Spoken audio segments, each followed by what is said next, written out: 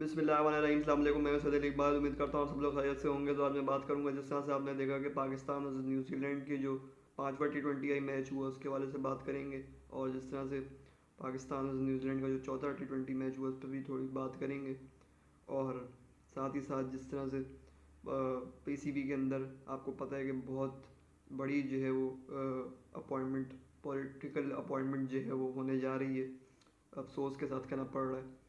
और काफ़ी जो है वो बड़े पैमाने पे अब चेंजेस जो है वो होने जा रहे हैं PCB के अंदर।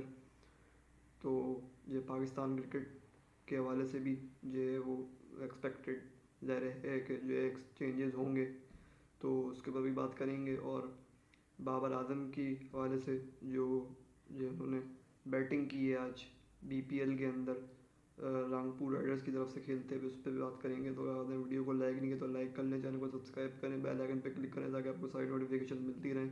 तो उससे पहले बात कर लेते हैं जिस तरह से पाकिस्तान और न्यूजीलैंड का जो 5वां T20 मैच हुआ, तो उसमें आपने देखा कि पाकिस्तान ने टॉस जीत के पहले बॉलिंग का फैसला बैटिंग का फैसला किया। और बैटिंग का आगाज़ किया तो पहले तो हसीबुल्ला खान का जो है वो डेब्यू था, जो साइम अयूब की जगह खेल रहे थे। उनको जो है मौका दिया गया। और काफ़ी जिन्होंने डोमेस्टिक में आपको पता है कि परफॉर्मेंसेस दी हुई हैं। और काफ़ी उनका नाम जो है वो चर्चा में था कि जो इनको मतलब खिलाना चाहिए। पाकिस्तान टीम की तरफ से जो है इनको मौका देना चाहिए। और ये बहुत अच्छे प्रोस्पेक्ट नज़र आ रहे हैं, तो इनको मौका दिया गया। लेकिन अनफॉर्चुनेटली जैसा कि एक्सपेक्टेड ही था एक तरीके से कि जो है वो फेल हुए बहुत बुरी तरह। और ये बगैर रन बनाए 3 बॉल खेल के ये सिर्फ आउट हो गए वो। और जिस तरह का वो शॉट लगाना चाह रहे थे आगे आगे साउथी को, वो बिल्कुल मतलब कि उस टाइम पे अननेसेसरी था वो बिल्कुल। क्योंकि ये आपको पता है कि जब साउथी को मतलब इतना जो बड़े बॉलर हैं वो, और ये अपनी होम कंडीशंस के अंदर जो बहुत ज़्यादा लीथल हो जाते हैं, मतलब उनको इतना आसान नहीं होता इस तरह से आगे निकल के खेलना और मतलब छक्के चौके लगाना शुरू से ही। तो मेरे ख्याल से कि थोड़ी सी जो इन्होंने मतलब कि ब्लंडर किया। और अभी थोड़ा सा मेच्योरिटी की ज़रूरत है, वो भी आहिस्ता आहिस्ता जो है वक्त के साथ ज़ाहिर आ जाएगी। अभी तो जो है उनके शुरू के ही दिन है। लेकिन मेरे ख्याल है कि जो साइम अयूब को जिस तरह से जो है अचानक ड्रॉप किया गया 5वें मैच के लिए, तो वो देख के मैं काफ़ी सरप्राइज़ था। क्योंकि मुझे लगा था कि शायद साइम अयूब को 5वें T20 आई मैच में भी चांस देंगे दोबारा। और देखेंगे कि जो किस तरह जो है वो परफॉर्म करते हैं आखिरी मैच में। लेकिन उनको तो मौका ही नहीं दिया गया। तो हसीबुल्ला जो माना कि जो उन्होंने डोमेस्टिक में परफॉर्मेंसेस दी हैं, लेकिन साइम अयूब की जितनी परफॉर्मेंसेस हैं, अगर मैं ये सिर्फ देख लूँ जो भी कायद आज़म ट्रॉफ़ी के जो आप मैचेस जो आपने भी मैंने भी देखे, उसमें जिस तरह की उनकी परफॉर्मेंस थी, और वो तो 4 डे का टूर्नामेंट था। लेकिन T20 में भी PSL के अंदर आप देख लें या वैसे नेशनल T20 कप में भी जो उन्होंने बड़ी ठीक ठाक परफॉर्मेंसेस दी हुई हैं। तो उसको देखते हुए और वैसे ही भी जो है वो आपने जब चारों T20 आई मैच में जो है उनको मौका दे ही दिया था, तो कोई हर्ज नहीं था कि आप जो है उनको 5वें मैच में भी चांस देते थे। लेकिन बहरहाल एक चांस दिया गया यंगस्टर को, लेकिन वो नहीं परफॉर्म कर पाया।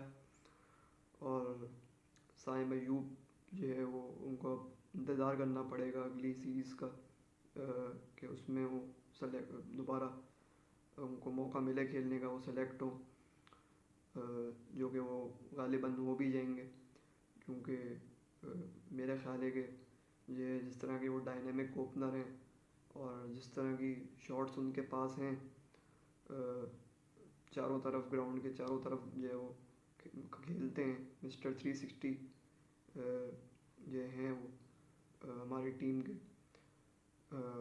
हालांकि ये अभी उनको वक्त है बहुत आगे अभी परफॉर्म करने में, लेकिन फिर भी जिस तरह की उनके पास शॉट्स हैं तो मेरे ख्याल है कि उन्हें बिल्कुल ड्रॉप नहीं करना बनता अगली जो भी सीरीज़ होगी उससे। तो देखते हैं कि वो ये सेलेक्ट होते हैं नहीं होते। तो इस तरह से बात कर लेते हैं।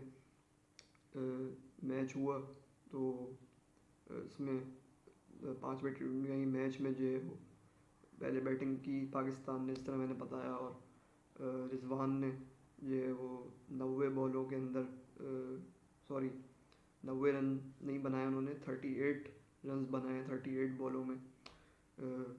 90 रन जिन्होंने चौथे T20 मैच में बनाए उस पर भी मैं बात करूँगा, ये ज़रा कन्फ्यूजन हो गई। तो बहरहाल जिस तरह से ये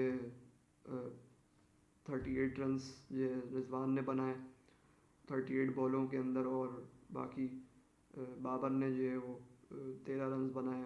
आउट ऑफ टच नज़र आए बाबर भी इस दफ़ा जो 5 बार मैच हुआ। तो मेरे ख्याल है कि शुरू के तीनों मैचेस में जिस तरह से परफॉर्म कर दिया उन्होंने, तो अब ये सेटिस्फेक्शन है एक तरीके की कि जो अगली सीरीज़ में वो फिर परफॉर्म कर देंगे। कोई ऐसी बड़ी बात नहीं है।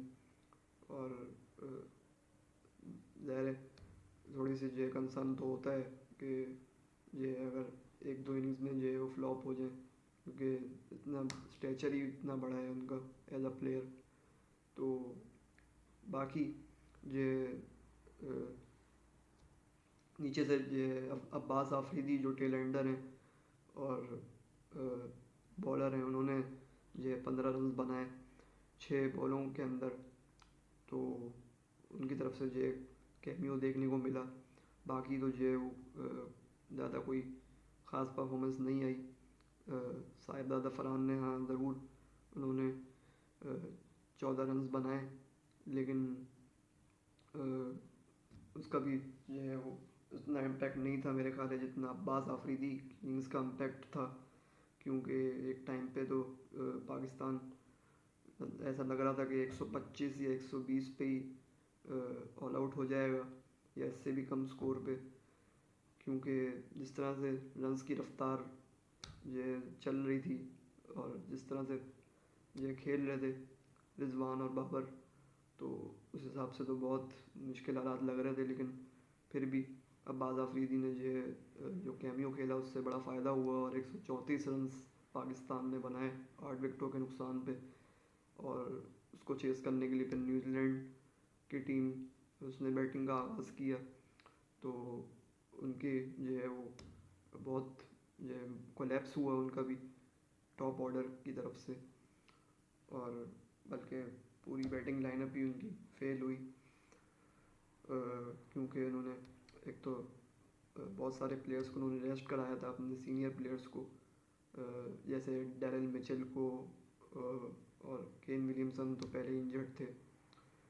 तो और टिम साइफर्ट जो है वो नीचे खेल रहे थे, रचिन रविंद्रा को जो ओपन कराया गया उनको भी मेरे ख्याल से उन्हीं को मौका दिया गया डैरेल मिचेल की जगह। तो उन्होंने जो है वो इम्प्रेस करने में बिल्कुल नाकाम रहे और 1 रन बना के आउट हो गए। तो फिन एलन ने 22 रन बनाए और ग्लेन फिलिप ने 26 रन बनाए। इसके अलावा कोई खातर का परफॉर्मेंस नहीं दिखा सका, और इस तरह से न्यूजीलैंड जो है वो सिर्फ 92 रन के ऊपर ही ऑल आउट हो गई और पूरे 20 ओवर भी नहीं खेल सकी। 17.2 ओवर्स के अंदर ही ऑल आउट हुए, जो कि बड़ा पाकिस्तान के लिए तो ये पॉजिटिव था, एक बहुत पॉजिटिव साइन है। और ये एक तरीके से रिलीफ मिला कि ये पाकिस्तान क्रिकेट फैंस को कि कम से कम पहला मैच तो हम ये वो इस सीरीज़ का ये जीते हैं, जो कि अपने आप में ही बड़ी ये अजीब सी बात लगती है कि मतलब हम अब जाके पहला मैच जीते और उस पर भी हमें खुश होना पड़ रहा है। तो अब इस तरह के ये कुछ हालात हैं हमारी टीम के, तो क्या ही कर सकते हैं अब। लेकिन फिर भी एक तरीके से ये अच्छी ये जीत मिली। बहुत अरसे बाद ये हमने जीत का ये चेहरा देखा। तो बहरहाल बाकी ये चौथे T20 मैच की बात करें तो उसमें भी ये कोई ज़्यादा बड़ा स्कोर नहीं बना, लो स्कोरिंग मैच ही था। एक तरीके से 158 बनाया, उसमें भी पाकिस्तान ने पहले बैटिंग करते हुए, और 20 ओवर्स के अंदर 5 विकेटों के नुकसान पे, जिसे ये न्यूजीलैंड ने बड़ी ये आप कह सकते हैं कि कन्विंसिंगली चेस किया। शुरू में ये अर्ली कोलैप्स हुआ उनका, वही फिन एलन जो है वो जल्दी आउट हुए बहुत, उनको शाहीन ने आउट किया। बहुत अरसे बाद ये हमने देखा कि शाहीन जो अपने पुराने रिदम के अंदर वापस आए, और शुरू में जिस तरह से वो पावर प्ले के अंदर विकेटें लेते थे और बैट्समैन को ये तंग करते थे, ओपनर्स को ख़ास तौर पे, तो वो हमें देखने को मिला, जो कि देख के बड़ी ये खुशी हुई। और उम्मीद यही करते हैं कि आगे भी इसी तरह हो, ये पावर प्ले में विकेटें लें और पाकिस्तान ये मैचेस जीते उनकी कप्तानी के अंदर, क्योंकि बहुत ज़्यादा ज़रूरत है हमें आगे जीत की, और सिर्फ जीत नहीं बल्कि सीरीज़ जीतने की, क्योंकि जिस तरह से ये सीरीज़ में परफॉर्मेंस रही है तो ये काफ़ी मायूस कुन ये कह सकते हैं आप कि बिल्कुल रही है। तो ये अब देखते हैं कि अगली सीरीज़ में जो है पाकिस्तान कैसा परफॉर्म करता है। मेरे ख्याल से इंग्लैंड में होगी। तो बहरहाल फिलिप्स ने जो है वो डैरेन मिचेल ने ये 70 रन की इनिंग खेली, और जो फिलिप्स थे उन्होंने 70 रन बनाए। इन दोनों की ये बड़ी पार्टनरशिप लगी, और इस पार्टनरशिप की बदौलत जो न्यूजीलैंड ये मैच 7 विकेटों से जीता। तो इस पार्टनरशिप को जो है बहुत सारे मौके ऐसे आए कि टूट सकती थी, लेकिन कैचेस जो पाकिस्तान ने बहुत ज़्यादा छोड़े, इसकी वजह से जो है वो लॉस हुआ और पाकिस्तान ये मैच हारा। तो फील्डिंग के मसाइल भी जो है वो अपनी जगह चल रहे हैं, जो कि जिस चीज़ को एड्रेस करने की बड़ी सख्त ज़रूरत है।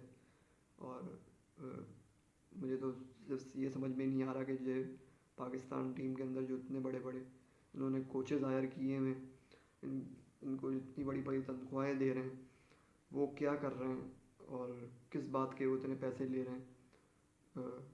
क्या सिर्फ जो मतलब कॉफ़ी पीने आए हुए हैं, या ये चने चबाने आए हुए, क्या करने आए हुए। मतलब बिल्कुल ये कोई इम्प्रूवमेंट नज़र नहीं आई इस सीरीज़ के पूरी सीरीज़ के अंदर फील्डिंग के हवाले से।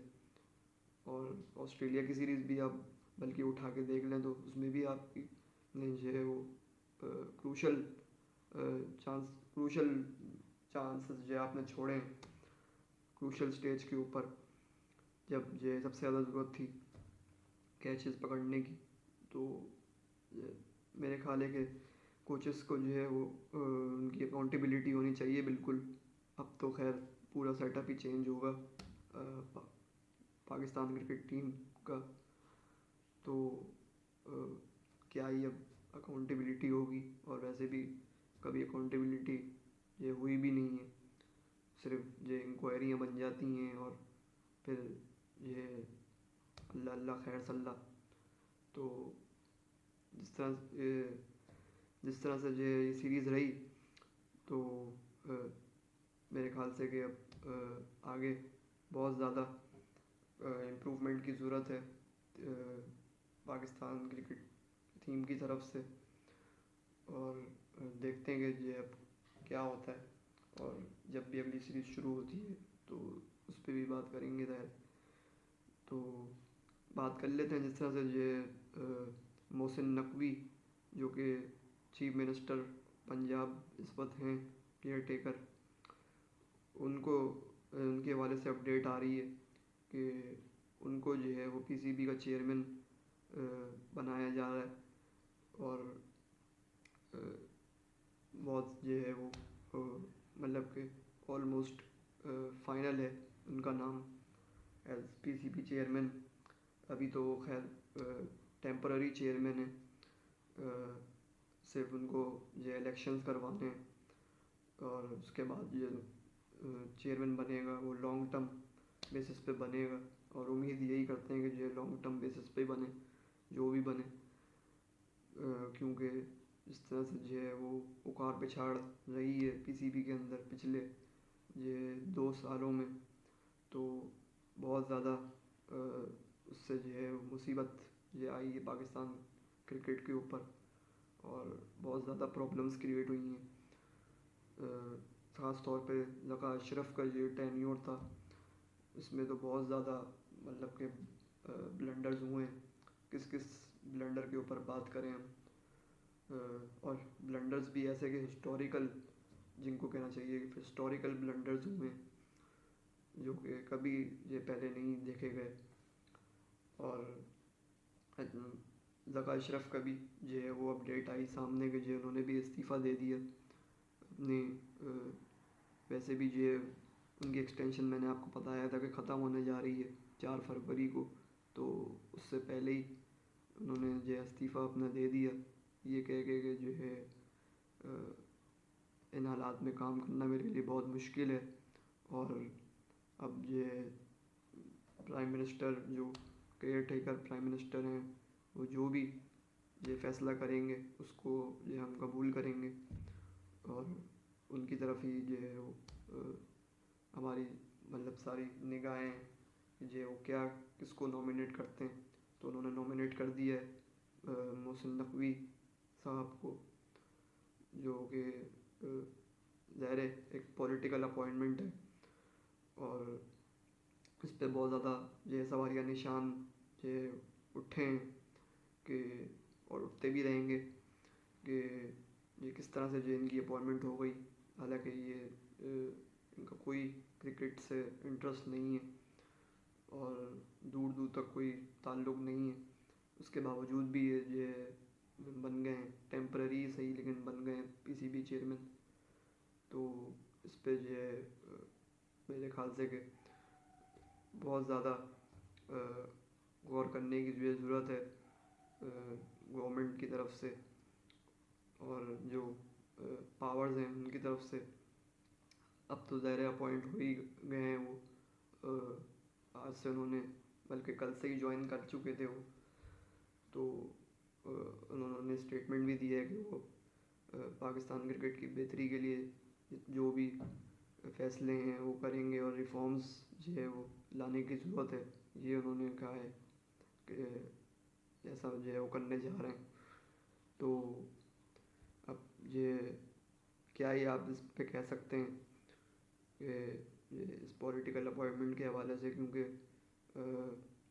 ऐसा ही जो है वो होता रहा है पिछले 2 सालों में। ज़का अशरफ भी इसी तरह आए, रातों रात नजम सेठी को जो है वो हटाकर चेयरमैन की पोस्ट से वो खुद आके बराजमान हो गए और फिर जो उन्होंने कारनामे किए वो आपके सामने हैं। और नजम सेठी ने भी जो है वो कुछ कम जो है वो मतलब कि कम ये ज़का अशरफ के से आप कंपेयर करें तो ये इतने ज़्यादा उन्होंने ब्लंडर्स नहीं किए, लेकिन उन्होंने भी किए हैं। जिस तरह से ये मिकी आर्थर को उन्होंने ऑनलाइन हेड कोच जो है वो बना दिया, मतलब इसमें ये मिकी आर्थर साहब जो है वो ऑनलाइन हेड कोचिंग कर रहे थे, टीम को बाहर से बैठ के दूसरे मुल्क से बैठ के चला रहे थे। उनका बेसिकली कॉन्ट्रैक्ट हुआ था कॉन्टी की फ्रेंचाइज के साथ, कॉन्टी की एक टीम है उसके साथ कॉन्ट्रैक्ट हुआ था गालिबन ग्लेम मॉर्गन के साथ, तो उसको छोड़ के वो आ नहीं सकते थे कॉन्ट्रैक्ट की वजह से। तो वो जो उन्होंने गलती की, बहुत बड़ी ब्लंडर किया, तो वो आपके सामने ही था। तो मेरे ख्याल है कि जो है इस पे मुझे कोई हैरत नहीं होगी अगर आईसीसी कोई एक्शन ले। अमूमन वैसे तो अल्लाह ना करे कि ऐसा हो, हम तो यही चाहेंगे कि ऐसा ना हो और ये पीसीबी और पाकिस्तान क्रिकेट जो है वो स्मूथली जो चलती रहे। लेकिन जिस तरह से माजी में हमने देखा है अभी रिसेंट पास्ट के अंदर श्रीलंकन क्रिकेट बोर्ड के साथ जो कुछ जो है हुआ, जिस तरह से उधर भी पॉलिटिकल अपॉइंटमेंट्स हुई धड़ाधड़, उधर तो मतलब के दबा के पॉलिटिकल अपॉइंटमेंट्स हुई, इतनी ये शायद पाकिस्तान क्रिकेट बोर्ड में भी नहीं हुई। और फिर जिस तरह से आईसीसी ने बैन किया उनको, तो ये अभी तक उनके ऊपर से बैन ये नहीं हटा है फिल वक्त। तो ऐसा तो हम बिल्कुल भी नहीं चाहेंगे। लेकिन अ, मेरे ख्याल है कि बहुत ज़्यादा तशवीश की बात है ये कि इस तरह की जो अपॉइंटमेंट हुई है। और अब ये अल्लाह करे कि ये मोहसिन नकवी जो ये बने चेयरमैन, वो जो है इलेक्शंस करवाएं जल्द से जल्द और बोर्ड ऑफ गवर्नर्स जो है वो बने। उसके बाद जो है जो टेम्पररी ये मतलब के परमानेंट चेयरमैन का जो है वो सिलसिला शुरू हो। और ये जो भी जो नाम आ रहे हैं उनके वाले से भी ये अपडेट आ रही है कि ये राशिद लतीफ़ का नाम और शोएब अख्तर का नाम आ रहा है, दीगर भी जो नाम आ रहे हैं, मुस्तफ़ा रामदे हैं उनका भी नाम आ रहा है। तो देखते हैं कि ये कौन बनता है। बाकी बात कर लेते हैं जैसे बाबर आजम ने बैटिंग की बीपीएल के अंदर, उनका आज जो है वो पहला मैच हुआ उनकी टीम रामपुर राइडर्स का, और बहुत ही मुश्किल में थी टीम, बड़े ही जो है वो सख्त मुश्किल तरीन हालात थे। और मतलब लग रहा था कि 37 for 6 के बाद कि ये बिल्कुल हारने की पोजीशन में है। लेकिन जिस तरह से बाबर आजम ने एंकर किया और ये एक शानदार पारी खेली 56 रन्स की, तो देख के बहुत ही जो है वो मतलब कि दिन दुबाला हो गया। और अ, फिर से जो हमने देखा बाबर आजम को अपना जलवा दिखाते हुए, भले बीपीएल में दिखाया लेकिन बीपीएल में दिखाया लेकिन दिखाया ज़रूर। और यही हमारे लिए तो ये सबसे बड़ी बात थी और है। इस तरह की इन्होंने इनिंग्स खेली उसके ऊपर मुख्तलिफ आरा जो है वो आ रही हैं। बहुत सारे लोगों का ये मानना है कि इन्होंने बहुत ही ज़्यादा स्लो इनिंग्स खेली और T20 के हिसाब से मतलब ये बिल्कुल आइडियल इनिंग्स नहीं थी। लेकिन भाई आपको ये भी देखना चाहिए, अगर आपने मैच देखा हो, आप जैसे मौसमी जितने भी क्रिकेट फैंस हैं जो ये बात कर रहे हैं, अगर उन्होंने मैच देखा होता तो उनको पता चलता और कि किस तरह की कंडीशंस हैं बांग्लादेश के अंदर और किस तरह के मैचेस होते रहे। तो ये इतना लो स्कोरिंग मैच था ये, 122 का टारगेट था जिसको चेज़ करना था, तो इसी तरह की बैटिंग की आपको ज़रूरत थी, लंबा लेके ये चलना था और वही लेके चले वो बाबर और उन्होंने जिता दिया मैच। और क्राउड की जिस तरह से ये बांग्लादेश का जो क्राउड था वो तो बहुत ही इलेक्ट्रिक किस्म का था, तो उसको देख के भी बड़ा ये वो अच्छा लगा। तो बहरहाल आज के लिए इतना ही। अगर आपने वीडियो को लाइक नहीं किया तो लाइक कर लें, चैनल को सब्सक्राइब करें, बेल आइकन पर क्लिक करें ताकि आपको सारी नोटिफिकेशन मिलती रहें। जल्द मुलाकात होगी। अल्लाह हाफिज़।